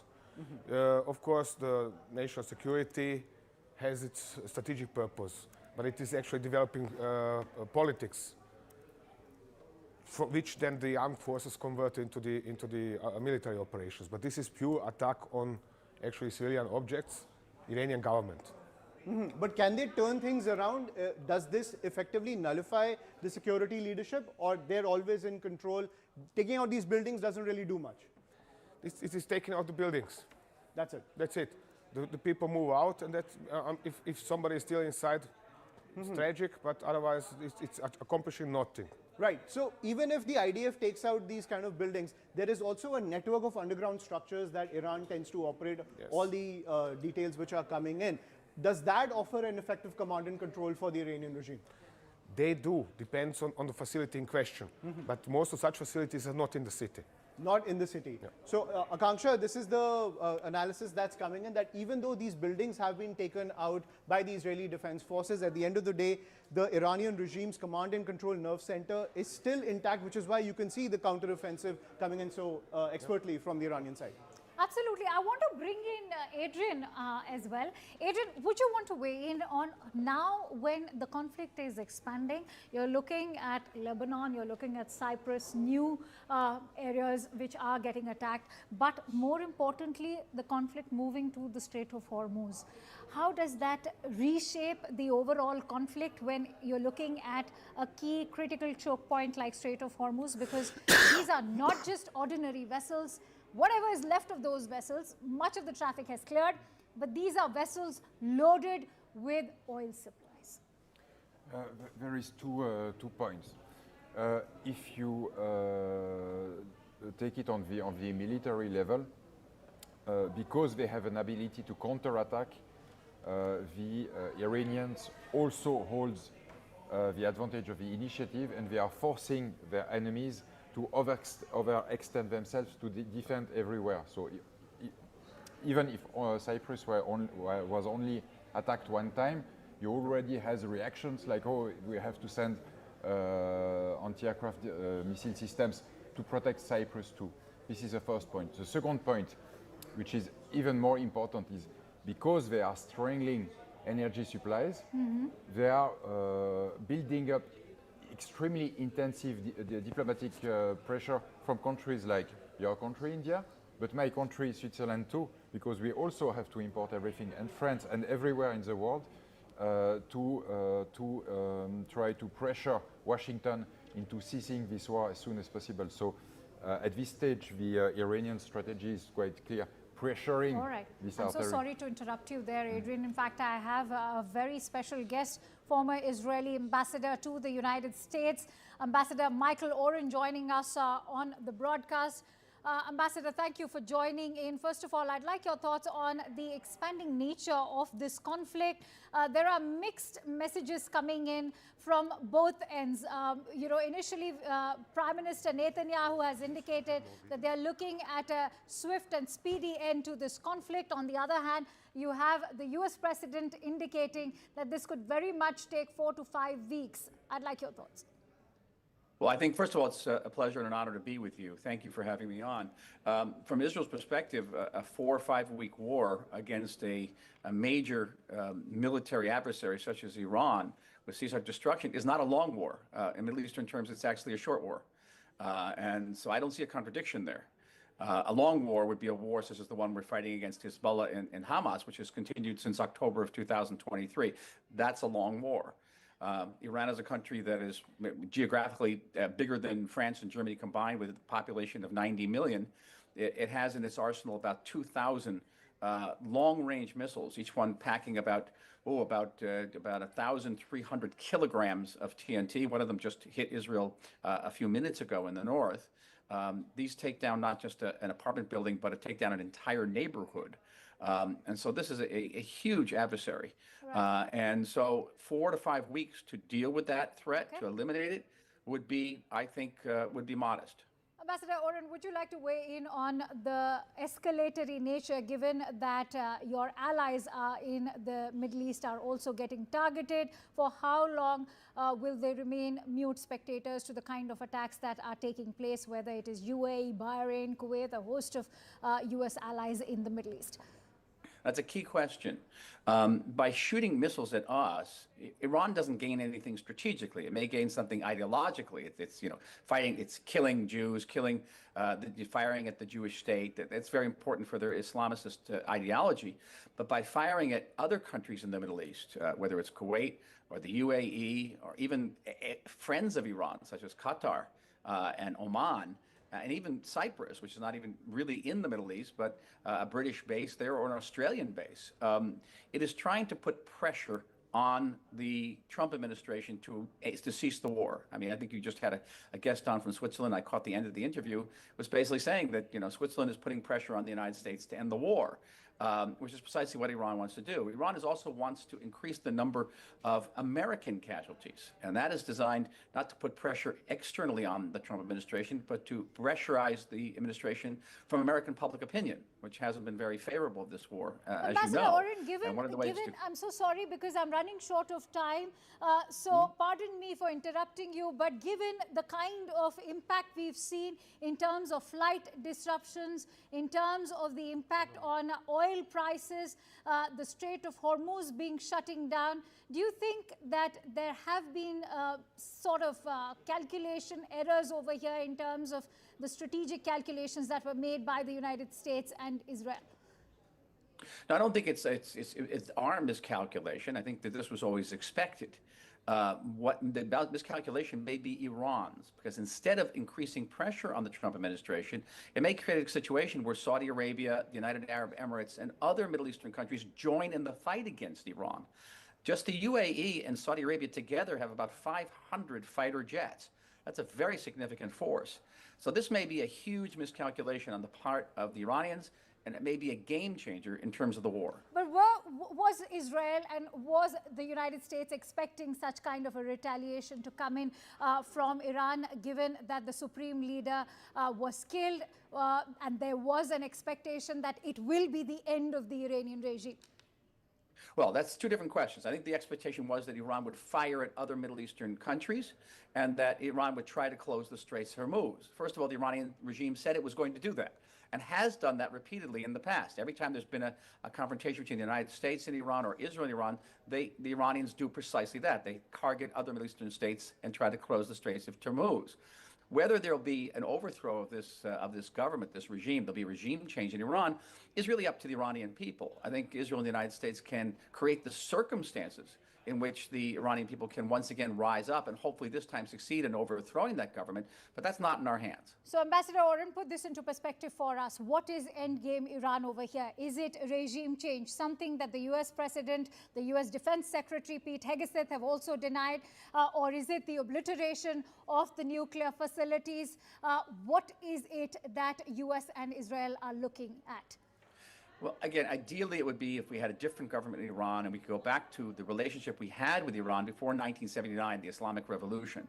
Iran was a close friend of the State of Israel and of the United States. We'd love to go back to there again, but that's not in our hands. It's in the hands of the Iranian people. Barring that, Israel certainly wants to eliminate the threat posed by Iran through these huge missiles, these ballistic long-range missiles, certainly eliminate the nuclear threat. And perhaps if we have to go back to a negotiating table, the United States and Iran, to create a situation where Iran can no longer threaten Israel or any of our Middle Eastern neighbors. Marco Rubio, the U.S. Secretary of State, has gone on to comment that this was an attack that U.S. had to carry out because this was for Israel that they did so. How do you respond to the American criticism that's now coming in from the Democrats that why did U.S. have to bear the brunt of this? Well, there's many different criticisms of this war, but let's say this, just from an Israeli perspective. I can't speak for the United States, and I certainly can't speak for my friend Marco Rubio, and that is to say that Israel was going to act. Israel could not remain passive as Iran developed 30,000 of these massive missiles that would have created not just an existential threat to the State of Israel, but created a situation where Iran would have immunity. It would have a missile umbrella under which it could develop its nuclear arsenal and continue to support terror around the world, and we would not be able to respond to it. We'd have these missiles literally pressed to our head. So Israel is going to react sooner or later, irrespective of what the United States did. So, Ambassador Oren, my last question. The Pentagon has reported that they have no intelligence suggesting that Iran indeed would have targeted the United States, and yet the U.S. went ahead with that attack. In fact, the U.S. President making that claim has been completely dismissed. How do you respond to that? Well, I think you look at history, and I'm not going to be a spokesman for the United States. I'm not even an American citizen, even though my accent sounds like it. I understand, but this is a joint strike. It is, dude. Okay, it's fine. And that is the Iranians since 1979 have committed aggression after aggression after aggression against the United States of America, beginning with the taking over of the American embassy in 1979, the killing of hundreds of Americans by the Iranian regime throughout the 1980s, through the Iraq War, the launching of nearly 200 attacks against American bases and other military assets in the Middle East during the last 2.5 years. Attempted terrorist attacks on American soil, including a purported attempted assassination of the President of the United States. And by the way, attempted assassination of me when I was ambassador in Washington. They were going to try to kill me in Washington. This is an extremely dangerous enemy state.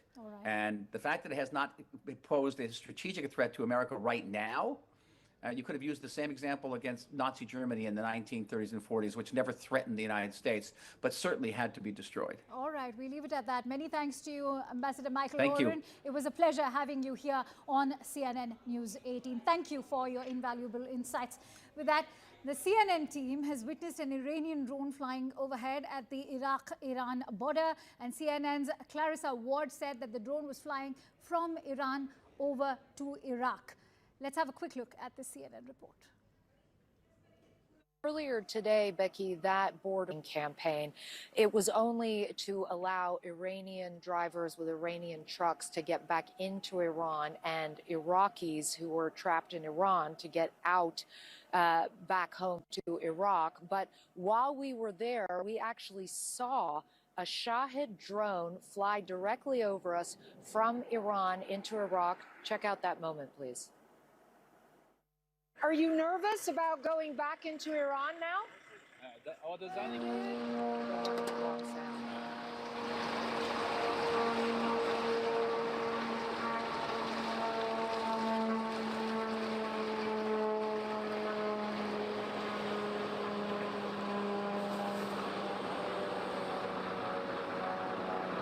Hoping you can see that now.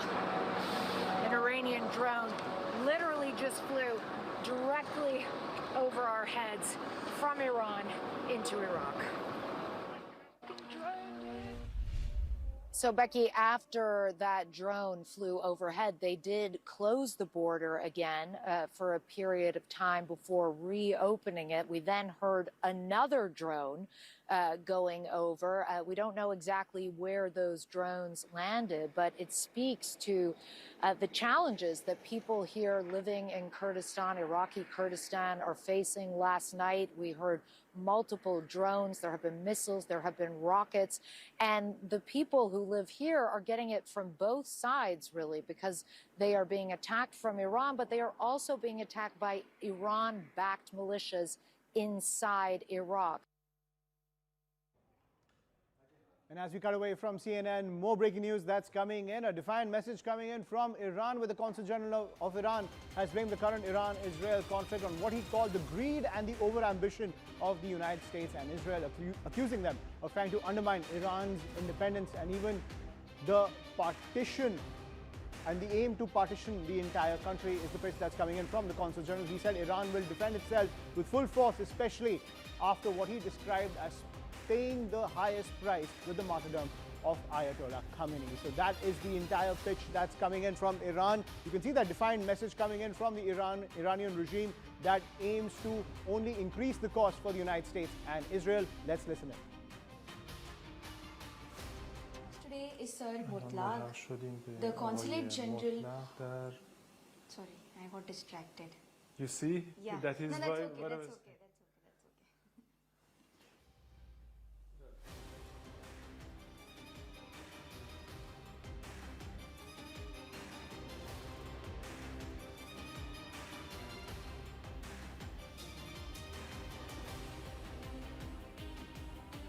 Iran's position on the rapidly evolving Iran and Israel conflict, and most importantly, what it means for the Indian national. Sir, thank you so much for taking our time to speak with us. We would like to know what is your stand, what is Iran's stand on the growing hostility between Iran and Israel? بسم الله الرحمن In the name الرحیم of God, the compassionate, the من merciful, گرامی می‌دارم I would نام like to و honor یاد and رهبر pay کبیر homage و شهید to the memory ایران را of the martyr, حضرت آیت supreme الله leader خامنه‌ای of رو the Islamic Republic of Iran, و Ayatollah Khamenei, ریشه این مسائل در زیادخواهی‌های آمریکا و اسرائیل. آمریکا و اسرائیل خواهان گرفتن استقلال از تمام کشورها من جمله ببینید تو این مسئله ما باید این توجه رو داشته باشیم کشورها باید مستقل باشن و بتونن برای خودشون تصمیم بگیرن. اینها از ما میخوان که ما سرشت امورمون رو به اینها واگذار کنیم. تصمیم گیری رو میخوان از ما بگیرن. مقاصد دیگه حتی برای تجزیه ایران دارن. توی صحبتاشون این هستش که ایران بیش از حد بزرگه و باید تقسیم بشه. برای افزایش حاکمیت اسرائیل بر منطقه ما هستش و طبیعتاً ایران به لطف خدا با قدرت و جدیت از استقلال خودش دفاع میکنه و پای این استقلال ایستاده و بیشترین بها رو هم تا به حال که شهادت رهبرش بوده داده و من بعد هم همین رو ادامه خواهد.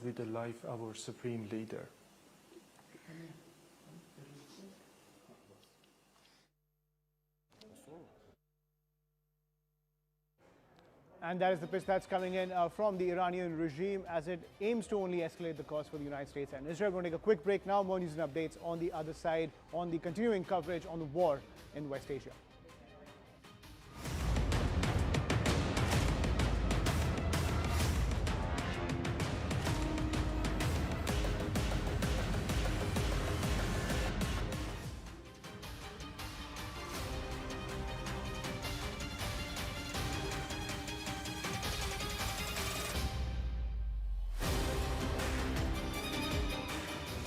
Who, what, where, when, why. You see the bits, I see the whole. To know the inside story on Iran, get with me inside the bunker.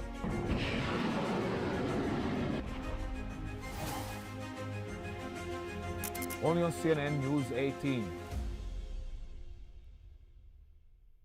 We got limited time. What we're going to do is, now this is what's happened. I told you when we come back from the break, we are going to try and refocus on another region, and that's this region. So let's come back here and understand what's happening here, especially with this nation, Pakistan.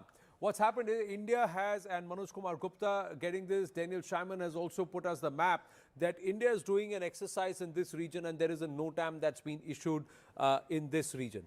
So one, there is NOTAM that's issued here. What happens with the Pakistanis who are fighting over the Duran line? There is activity in Balochistan.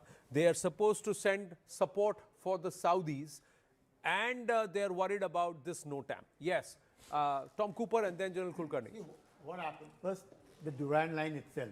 And before I speak on the Duran line, let's work on that. There is going to be electronic suppression. And this electronic suppression is going to cause problem to the IRGC also. Remember that. Because much that now most of these people over there are going to be on their own. But talking about Pakistan and India and talking about Afghanistan and Pakistan, the Duran line, the 2,700 kilometers Duran line, 1,400 kilometers runs along Balochistan. Correct. And the rest of it is with Khyber Pakhtunkhwa. They have a 900 kilometer line boundary of Balochistan with Iran. Yeah, this is the Baloch boundary with Iran. This is the Baloch one. This is Balochistan. And therefore, Balochistan has been logistically sustained from Iran. It is not being sustained from Pakistan. So Balochistan has a problem. That's the problem between Balochistan and Pakistan. Balochistan, there is a major insurgency against Pakistan. And in Pakistan, there is the insurgency of the Pakistani Taliban. Absolutely. Yes. And then Pakistan is at war with the Taliban in Afghanistan, additionally. So Pakistan is right now at war, at least from their point of view, in this direction, and of course, they always hold a strong portion of their army along the border to India. And now they are also supposed to airlift and send support towards Saudi Arabia and conduct, exercises here. Interesting that they are supporting Iran, but giving security collaboration with Saudi Arabia. So, and promising bases if necessary.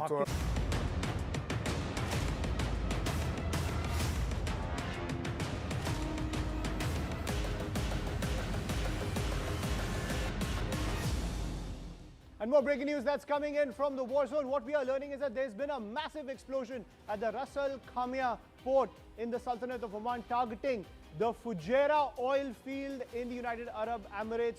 This has happened by a drone, ladies and gentlemen. So as you can see, in the entire Arab world, the energy infrastructure is now being wantonly targeted in the middle of this conflict between the United States, Israel and Iran, where the energy infrastructure is in the direct bullseye of the Iranian regime, trying to escalate the cost of this entire fight, putting more pressure on the United States and as well as Israel to pull back from the offensive. So the Fujairah oil field, one of the key energy infrastructure points in the United Arab Emirates, has been targeted by a drone, and we get those visuals for you. You can see those visuals on your screen. This is coming in from Riyadh, but we're also getting visuals of the Fujairah oil field in the UAE, which has been targeted by a drone. So the energy infrastructure in the firing line of the Iranian regime, and that has been something that has been happening for several days ever since the war was declared over the weekend,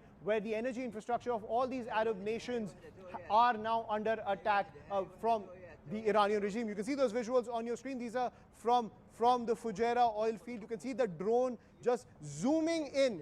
You can see these visuals on your screen with the drone, it is a swarm drone, just zooming into the Fujairah oil field infrastructure and just exploding on impact. You can see this kamikaze strike of this entire attack as the drone just swooped in and hit the Fujairah oil field. Tom is also with us on the broadcast. Tom, you can see these visuals on our screen where the energy infrastructure is in the firing line. How effective are these swarms to cripple the energy infrastructure and send the entire energy markets into a tizzy that we've been seeing for the past few days?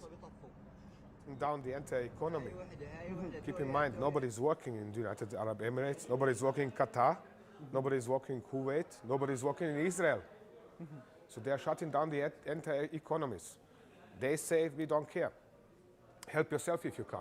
And this is, whether this is one hit or 15 hits, eventually doesn't matter.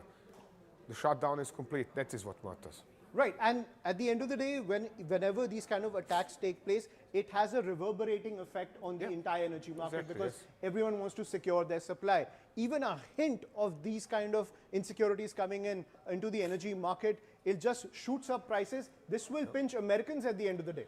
And at the same time, it's increasing the prestige of the Iranian regime at home, because they can show pictures. Look, the super trooper, whatever equipped United Arab Emirates armed forces cannot prevent our UAVs from striking their oil fields. Right. Boom.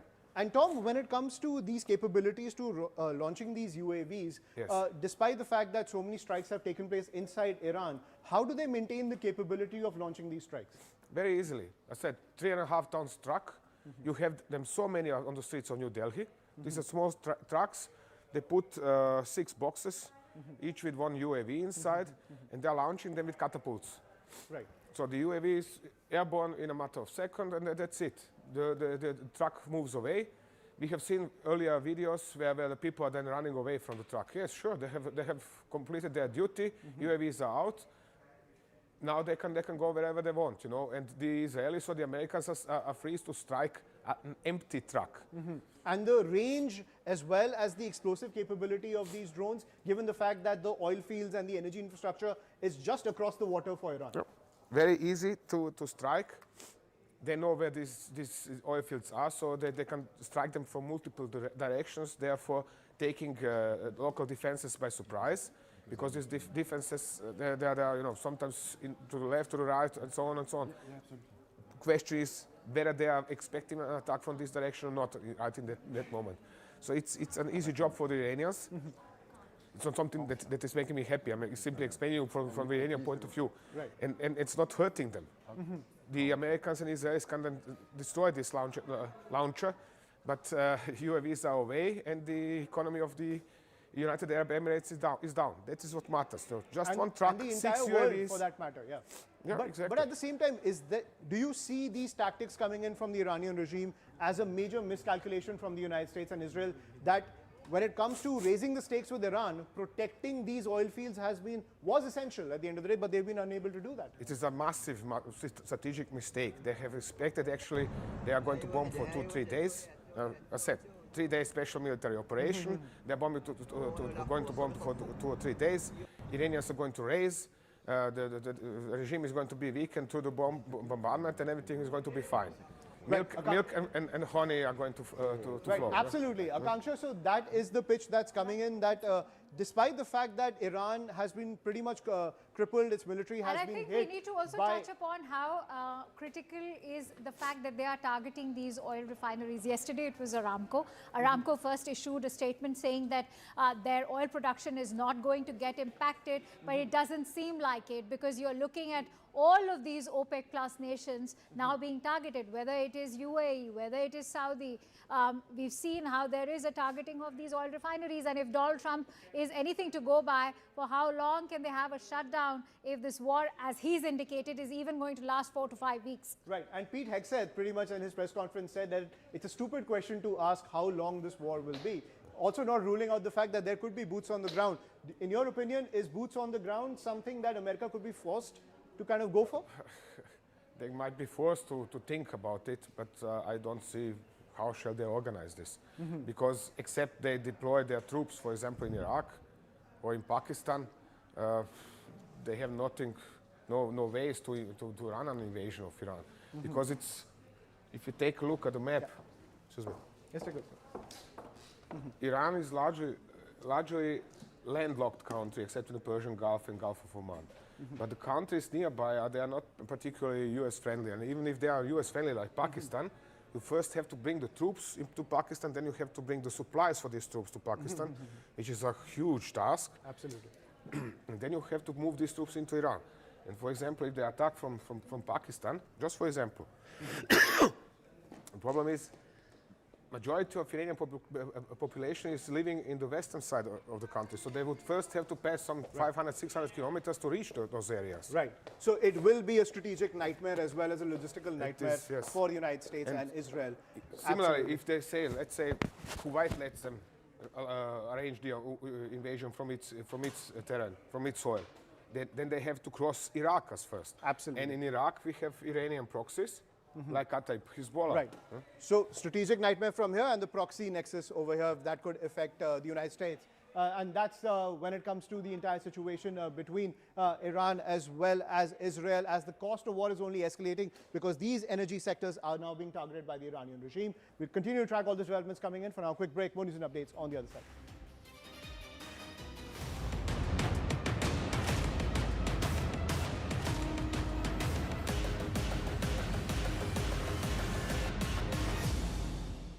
We got limited time. What we're going to do is, now this is what's happened. I told you when we come back from the break, we are going to try and refocus on another region, and that's this region. So let's come back here and understand what's happening here, especially with this nation, Pakistan.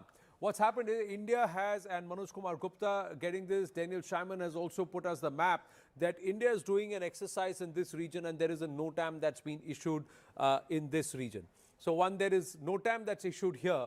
What happens with the Pakistanis who are fighting over the Duran line? There is activity in Balochistan. They are supposed to send support for the Saudis, and they are worried about this NOTAM. Yes, Tom Cooper and then General Kulkarni. What happened? First, the Duran line itself. And before I speak on the Duran line, let's work on that. There is going to be electronic suppression. And this electronic suppression is going to cause problem to the IRGC also. Remember that there. Because much that now most of these people over there are going to be on their own. But talking about Pakistan and India and talking about Afghanistan and Pakistan, the Duran line, the 2,700 kilometers Duran line, 1,400 kilometers runs along Balochistan. Correct. And the rest of it is with Khyber Pakhtunkhwa. They have a 900 kilometer line boundary of Balochistan with Iran. Yeah, this is the Baloch boundary with Iran. This is the Baloch one. This is Balochistan. And therefore, Balochistan has been logistically sustained from Iran. It is not being sustained from Pakistan. So Balochistan has a problem. That's the problem between Balochistan and Pakistan. Balochistan, there is a major insurgency against Pakistan. And in Pakistan, there is the insurgency of the Pakistani Taliban. Absolutely. Yes. And then Pakistan is at war with the Taliban in Afghanistan, additionally. Additionally. So Pakistan is right now at war, at least from their point of view, in this direction, And of course, they always hold a strong portion of their army along the border to India. And now they are also supposed to airlift and send support towards Saudi Arabia and conduct, exercises here. Interesting that they are supporting Iran, but giving security collaboration with Saudi Arabia. So, and promising bases, if necessary, to the United States. It's a catch-22 situation. They don't know which side of theirs has now got to be covered, because they've had very badly from Balochistan. They're having bad times with Tehrik-e-Taliban, Pakistan, in Khyber Pakhtunkhwa. They are not happy. Saudi deal has put them in a fix with Iran. So Pakistan really doesn't know, and I'm sure America would want a pound of flesh from Pakistan. Yeah, we've got this footage. This is where the India NOTAM area is, not so far away from Rahim Yar Khan. This is the NOTAM, that airspace reservation that's been announced by the Indian Air Force for a joint exercise. What do you think is the intent behind this, Tom? Well, to run an exercise. And Pakistan, just to remind them that India is still here. It's as simple as that. Nobody wants to provoke. I mean, I know the Indian government, how it operates, or at least understand it. I do not say that I know it in person or something. But I understand the way it operates. And in this situation, it just remains Islamabad.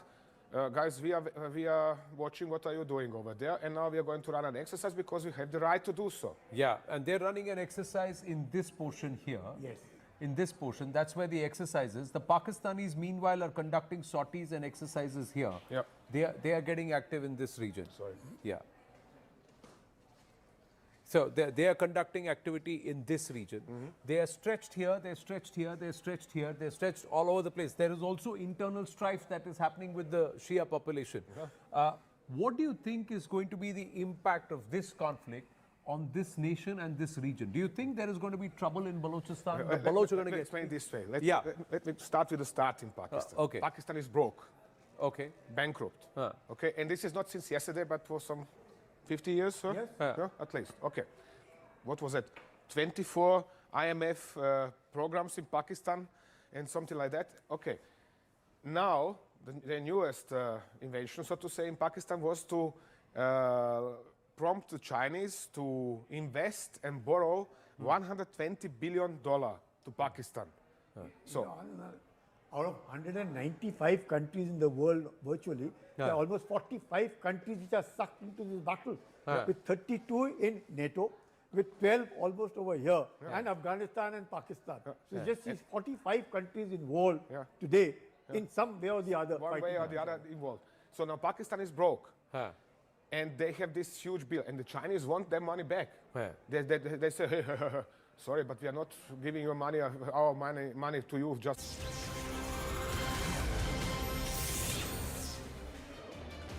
Good evening and a warm welcome. You're watching CNN News 18 with me, Riyadh. With me right here in the News 18, CNN News 18 studio is also my colleague Poonam, and we are tracking every development when it's to do with the fury in the Gulf that continues.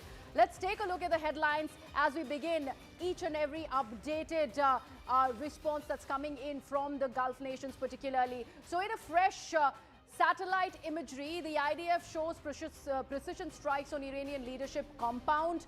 Numerous munitions have been in fact dropped on the presidential office, and that's the biggest update that we're bringing to you. Latest footage also shows massive destruction at Dubai's Jebel Ali Port, and also plumes of smoke were seen rising from Dubai's Jebel Ali Port as Iran continued its retaliation for attacks by the US and Israel. Also, Iranian missiles struck the Beersheba tech area, damaging the buildings near a major technology park. Reports also indicate that a facility linked to Microsoft was among the sites that were impacted in this attack. War has escalated, and so are the casualties. Iran is saying the death toll from US-Israel strikes have risen to 787. Lebanese forces are withdrawing from the border areas as Israel has intensified the defensive operations targeting Iran-backed Hezbollah terrorists.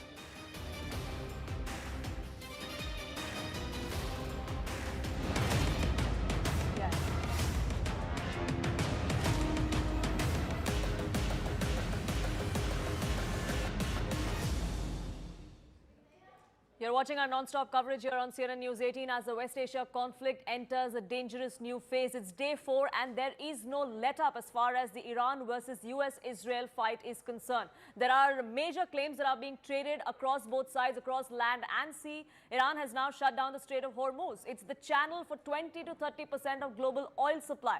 Gulf countries are going to feel the heat. The rest of the world is going to feel the heat because the price of crude oil is going to go up, eventually have a domino effect for the rest of the world as well.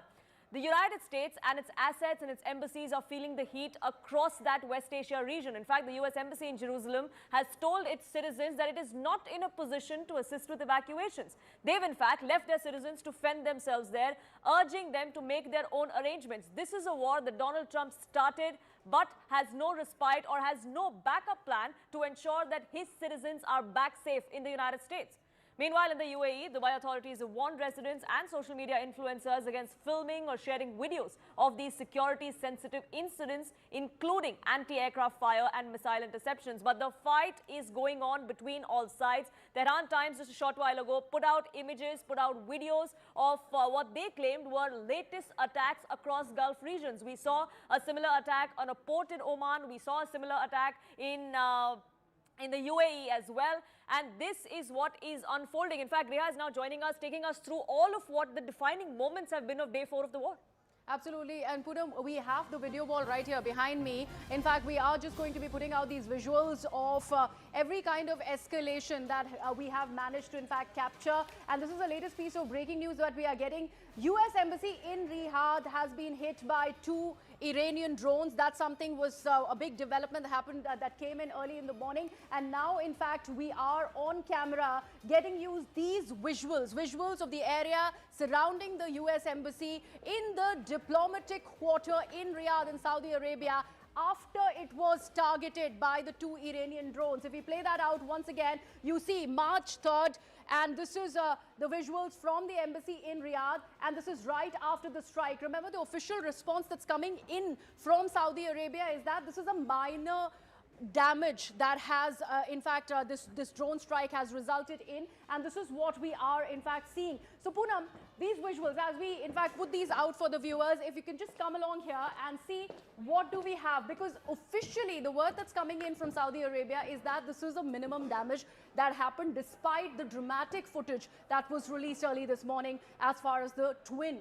drone attack by Iran. And that's what Saudi Arabia and other Gulf nations have also maintained, that the damage is minimal. Many of those drones have been intercepted. We also have to be careful of the fact that both sides are making claims that support their sort of narrative. Absolutely. So Iran has been putting out videos in which they've been showing that there have been attacks on US assets, on military assets of the Gulf nations. But we are seeing both sides, from Saudi Arabia to Oman to UAE to the United States, claiming that all of these claims made by Iran are nothing but exaggeration. In fact, Rahul Shivshankar also now joins us, getting us more perspective on this. And Rahul, as far as these attacks, like I said, it's a narrative war as well. It's not just a war that plays out on the battlefield, but also in the cyberspace. You know, what's really intriguing me is that Saudi Arabia, as you know, has a defense pact with the great Pakistan. So where is Pakistan? Why hasn't Pakistan entered the equation? Why hasn't it lived up to its own side of the bargain, Poonam? And that's fundamentally the question. No one is being able to sort of address this. It's the elephant in the room. Pakistan and Saudi Arabia, after Op Sindhu, decided that they were going to go into a pact, an agreement, a military pact, that if you attack one, it's considered an attack on the other. It was a kind of brotherly equation that they had forged. And it was a mutual defense pact. And now fundamentally, there is no commitment from Pakistan. Has Pakistan either chickened out? Is it too undependable? Is it too broke? Or was this pact really, at the end of the day, more about optics and symbolism than about intent? I've got some reasons that might sort of square, and I've been sort of writing this piece since the morning. First of all, there is no publicly available clause mandating immediate deployment, immediate troop deployment. So while the pact was signed, there was a huge photograph, and you remember those pictures of Shehbaz Sharif and at that time, of course, MBZ all of them, MBS rather, standing together, shaking hands over that pact, nothing much has come out of it. You also had, of course, General Munir talking to his counterpart, and then it was signed very theatrically, and those pictures were then broadcast all over the world. And many people, including many here in India, were sort of a little worried about this pact, but it's going nowhere. Pakistan sits on the edge. So this is one aspect of it. Precedent, of course, matters. In 2015, I remember, and this is something that I've dug out, Pakistan's parliament voted against, in fact, joining the Saudi-led Yemen campaign. So that was also very interesting. The Pakistanis obviously have equations on both sides. So they have equations with the Saudis, but they also have equations with the Iranians. And they don't want to sort of at any level pick a side here. Remember, Pakistan has also been saying that it's very, very wary about allowing overflight rights or airspace, or giving its airspace to the US war effort. And just like the United States is upset with the UK for not providing Diego Garcia, we are hearing that there are a number of voices from within the US establishment upset with Pakistan for not giving overflight rights to US aircraft to go and attack, as you know, eastern Iran.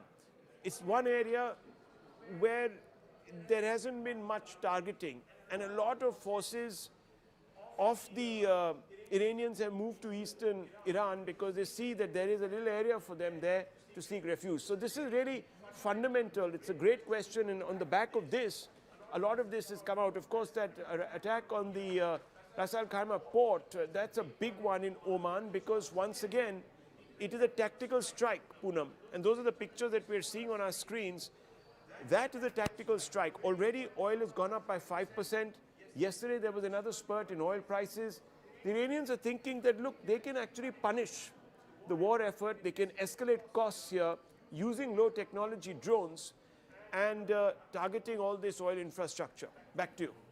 Right, absolutely. Rahul, thank you so much for putting things into perspective. And we were just discussing, Poonam, this entire fog of war and how the narratives that are coming in from each side will be catering to their respective domestic audience. So the version has also come in from Pakistan as well on a possibility that they will be sending out their military assets to Saudi Arabia. But this Saudi Arabia question remains, because the one important aspect is that, which nobody seems to be discussing about, are US really being coerced into this war, not just by Israel, but also Saudi Arabia.